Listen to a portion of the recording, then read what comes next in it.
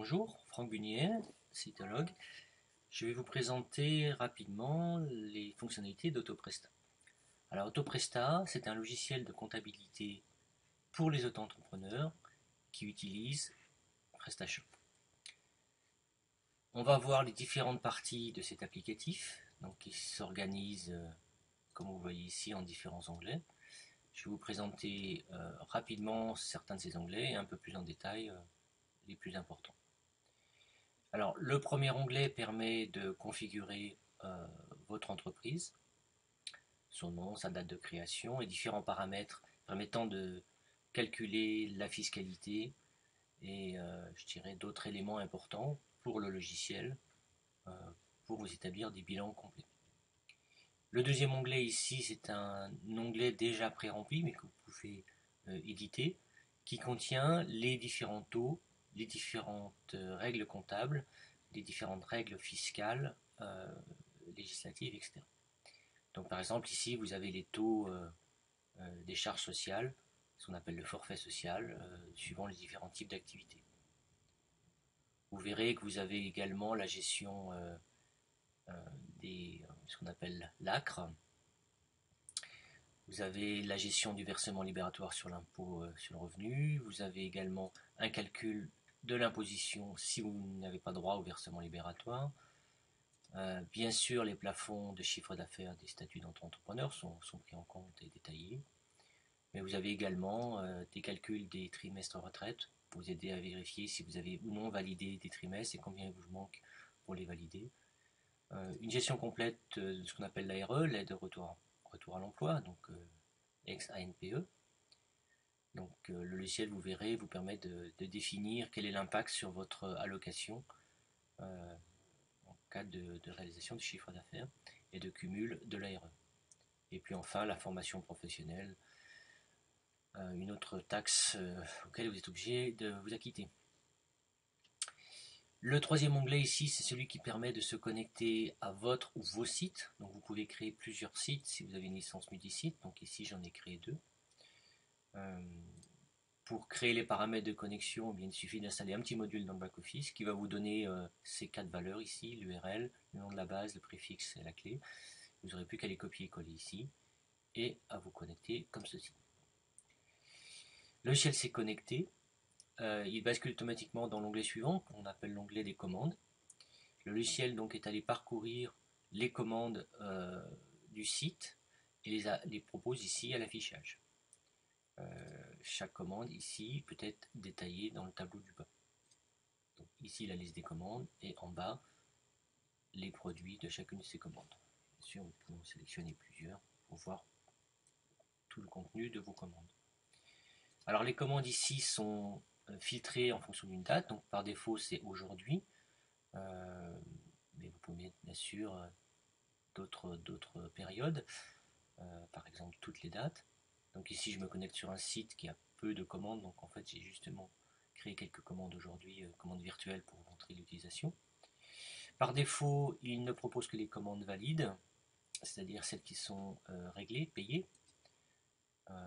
Si je lui demande toutes les commandes, et j'en ai une de plus ici, c'est celle-ci, qui pour l'instant n'a pas été réglée, elle n'a même pas de date en fait de validation de commande. Et bien sûr, on va voir ça tout à l'heure, mais on peut exclure les commandes qui ont déjà été exportées, c'est-à-dire ne voir ici que les commandes qui n'ont pas été traitées dans le logiciel. L'onglet suivant, c'est l'onglet ce qu'on appelle le registre, donc c'est l'élément le plus important, c'est le but, c'est de créer ce registre justement. Donc ce registre comptable est au format demandé par l'administration fiscale, le RSI, l'URSSAF, etc. Donc avec une date de facture, une référence de pièce, l'identifiant du client, la société, la nature du produit et des services vendus, donc extrait de PrestaShop bien sûr, le montant TTC, et une séparation entre activité de type vente et activité de type service. Et puis le mode d'encaissement, donc chèque, PayPal, etc. Ça c'est le registre, ou ce qu'on appelle plus exactement le livre des recettes, la partie du haut, donc vos entrées d'argent. Et en dessous, nous avons ce qu'on appelle le registre des achats ou de vos dépenses. les deux peuvent être liés, c'est-à-dire qu'une commande donnée peut avoir certaines dépenses. Donc ici, lorsque je lis les deux, je ne vois que les dépenses associées à chacune des recettes que je sélectionne,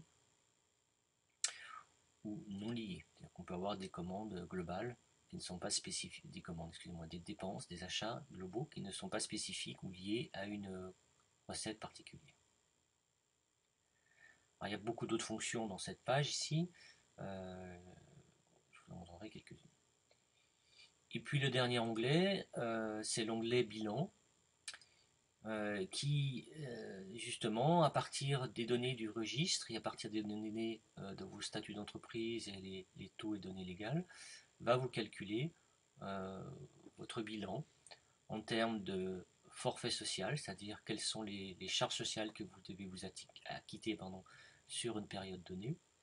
La plupart du temps, ce sera sur le mois précédent ou sur l'année précédente ou le trimestre précédent en fonction de votre statut fiscal. Donc en particulier, donc calcul des cotisations sociales, mais également de la contribution à la formation professionnelle, total des cotisations, etc. Donc en fait ici vous retrouvez les mêmes champs que dans les documents fiscaux à remplir chaque mois ou chaque trimestre. Un calcul de l'impôt sur le revenu, dans le cas où vous n'êtes pas imposé, enfin vous n'avez pas, comment on appelle ça, vous n'avez pas droit au versement libératoire de 1%. Donc ça vous permet d'estimer la différence entre le 1% et votre impact sur votre impôt sur le revenu en fonction de vos données personnelles. Un onglet permettant de savoir où vous en êtes par rapport au plafond du chiffre d'affaires, aussi bien sur votre activité principale que votre activité secondaire. Donc ça, ce sont des données très importantes pour éviter de dépasser le plafond une année donnée et donc sortir du régime de l'auto-entreprise. Le calcul des trimestres retraite validés ou non validés. Ici, il m'indique combien sur cette donnée ici je dois encore valider de chiffre d'affaires. Enfin, je dois encore, engranger de chiffre d'affaires pour valider 4 trimestres. Actuellement, j'en aurais engrangé 3. Un onglet sur l'impact sur l'ARE, donc l'allocation au retour à l'emploi. Et puis un bilan, une courbe bilan qui peut être de différentes formes. On avait tout un tas de types de graphes en secteur, en radar, etc. Donc ici, on utilisera surtout ce bilan pour suivre la courbe de profit ou le taux de profit et savoir si effectivement on est positif. Alors je reviens sur l'onglet commande pour vous montrer comment on travaille avec Autopresta. Donc ici par exemple, je vais lui demander toutes les commandes passées ce jour, valider. Donc commande valide uniquement. Je vais exclure les commandes déjà exportées, je fais un rafraîchissement. Ici j'ai toutes mes commandes. Pour passer ou importer, on utilise le terme exporter ces commandes vers le registre, donc le registre Autopresta, il suffit de les sélectionner toutes avec ce bouton ici et de cliquer sur le bouton exporter les commandes sélectionnées vers le registre. Donc une fenêtre de configuration s'ouvre, donc on vous le demandera une seule fois. Donc cette fenêtre est une fenêtre de type à tiroir, donc avec en fait 4 tiroirs avec différents paramètres. Le premier paramètre va vous permettre de déterminer ou de définir votre régime de devises et de taxes, en particulier si vous travaillez dans une devise autre que l'euro. L'onglet des recettes va vous permettre de définir comment vos différentes recettes seront classées entre catégorie principale et catégorie secondaire, en particulier donc entre activités de type vente de marchandises ou prestation de services. Donc ça peut être soit 100% l'un, soit 100% l'autre, ou en fonction des différentes catégories de produits, avec une classification automatique. Donc ici, par exemple, les différentes catégories de ma boutique. Alors j'ai plusieurs boutiques, donc les catégories apparaissent plusieurs fois. Ou en fonction d'autres paramètres, comme le fait qu'un produit a un poids, ou qu'il s'agit d'un produit virtuel, etc. Donc différents paramètres nous permettant de définir s'il s'agit d'une prestation de service ou un réel produit physique. Et puis d'autres éléments comme déduire du montant des commandes, le prix des produits remboursés, donner un préfixe à vos commandes, des choses comme ça. Un onglet sur les achats et frais, donc un onglet assez important qui va vous permettre automatiquement de créer dans votre registre des achats, donc dans vos dépenses, une ligne comment dire, construite à partir du prix de vente, enfin prix d'achat pour vous, de vos produits. Donc cela vous permettra de calculer automatiquement vos coûts chaque fois que vous vendez un produit. Et puis un tableau très important ici qui vous permet de définir vos taux de commission. Typiquement les commissions PayPal, donc ils sont basés sur une commission fixe et un pourcentage, un taux de commission. Donc de calculer, de rajouter automatiquement ces taux de commission directement dans votre registre des achats chaque fois que vous faites une vente par un moyen de paiement quelconque. Donc vous pouvez rajouter autant de moyens de paiement que vous voulez, vous pouvez même rajouter la dégressivité des paiements PayPal en fonction du chiffre d'affaires réalisé le mois précédent.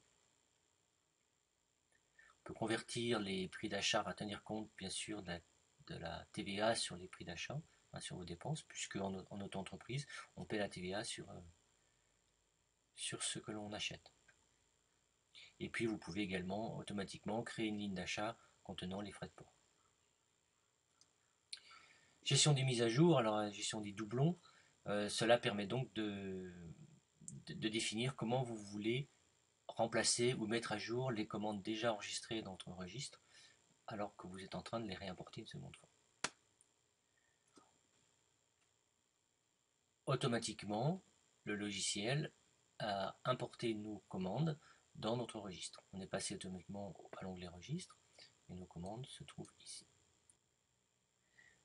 Bien sûr, le logiciel vous permet d'importer les commandes et donc de créer également des achats à partir des commandes, des données PrestaShop, mais vous pouvez également les modifier, bien évidemment.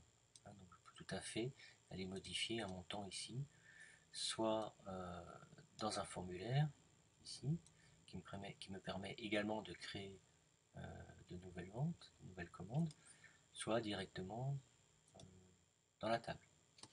Je peux tout à fait modifier mes montants ici, avec une vérification bien sûr que le montant TTC corresponde à la somme entre la partie vente et la partie service. Donc comme je disais, vous pouvez créer de nouvelles commandes. Donc pour un site donné ou pour un autre site, donc toujours avec ce formulaire. Vous pouvez dupliquer une commande, donc la cloner, la modifier également à partir d'ici, et vous pouvez également saisir des remboursements automatiquement. Donc en pourcentage, en valeur, impactant directement le montant activité de service ou de vente, ou les deux au prorata actuel de la recette.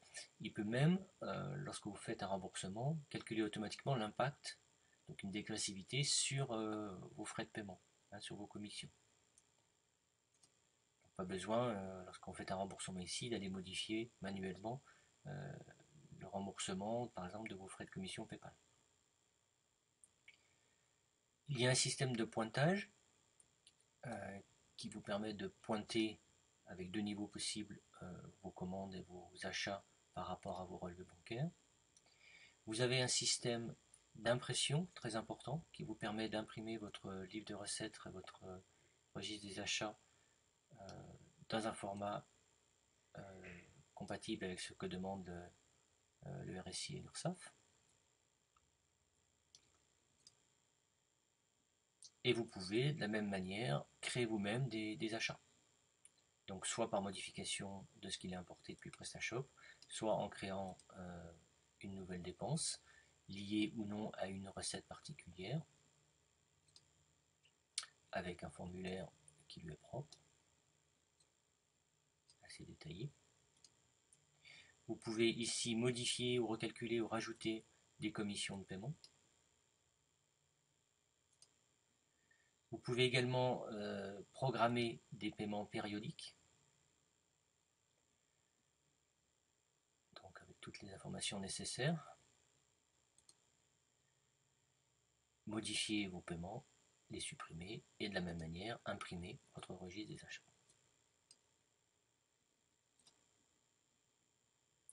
Vous avez bien sûr un calcul du profit réalisé sur une période donnée, donc il suffit de sélectionner, enfin, de définir la période de travail, et puis vous avez la différence entre vos recettes et vos dépenses, vos achats, qui vous définit votre profit. Alors je ne peux pas tout vous présenter ici dans cette vidéo d'introduction. Sachez par exemple que vous avez un système de filtre qui vous permet ici avec un clic droit non seulement d'exporter bien sûr votre tableau dans différents formats, mais également, donc, comme je disais, de filtrer pour rechercher des commandes particulières. À partir de fils de type contient, commence par, etc. et puis n'importe quelle valeur sur n'importe quelle colonne. Bon, et puis plein d'autres fonctions, comme celle-ci, ici, etc. Donc, ce que je vous invite à faire, si vous souhaitez avoir plus de renseignements, c'est soit de me contacter, soit à travers l'outil de chat, par mail ou par téléphone, soit de consulter les vidéos qui sont en cours de réalisation, donc vidéos de formation, donc qui vont aller un peu plus dans le détail sur chacun des onglets, chacune des fonctionnalités. Voilà, merci pour votre attention et je vous souhaite une excellente journée. À très bientôt.